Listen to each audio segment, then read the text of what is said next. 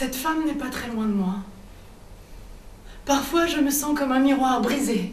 Un peu comme Sabina dans mon roman, une espionne dans la maison de l'amour. Elle attend la personne qui va l'unifier.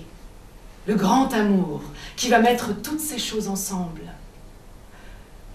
Si Proust dit vrai, si le bonheur est une absence de fièvre, alors je ne connaîtrai jamais le bonheur, car je suis en proie à une fièvre de savoir, d'expérience et de création. Oh Henry, je soutiens l'artiste. June veut non seulement un artiste, mais également un amant et un esclave. Oh, j'ai envie de bondir chez lui. Hier, Henry m'a dit qu'il s'était mis à chanter après m'avoir quittée, et moi aussi je chantais, et je chante toujours. Je suis démesurément heureuse. Trouver l'amour. L'amour partagé, gratifié d'une extase nouvelle, d'un homme nouveau, d'un monde nouveau. J'ai l'impression d'être une sainte Thérèse de l'amour. René Allende fut le premier docteur qui s'est servi de la psychanalyse pour défendre un criminel. On s'est moqué de lui. Il avait beaucoup de courage. Il avait toute une série d'idées et de tendances nouvelles à la Sorbonne, et je suivais toutes ses recherches. Tandis que Rank, lui, le rebelle du dogmatisme freudien, s'intéressait surtout à l'artiste. 23 juin 1933, premier jour de l'histoire de Père. En lui, je reconnais le roi, le guide de cet univers mental que j'ai créé toute seule et dans lequel Henry a triomphé, grâce à ses abstractions.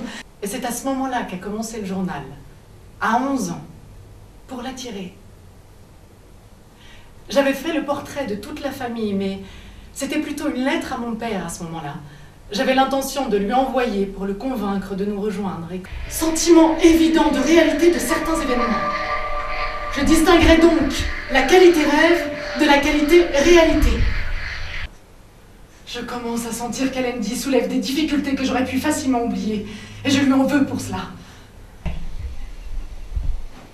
Je n'ai pas travaillé.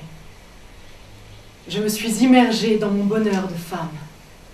Danger, je suppose. Mais Henry me surveille. Et après tout, comme femme, seulement femme, j'ai rarement été aussi heureuse.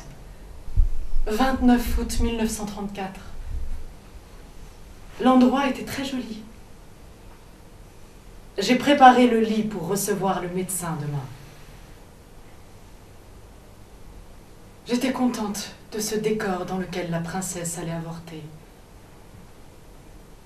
Je me suis assise dans le studio et j'ai parlé à mon enfant. Immense tristesse. Longue rêverie sur ce qu'aurait pu devenir cette petite fille. Ma première création morte.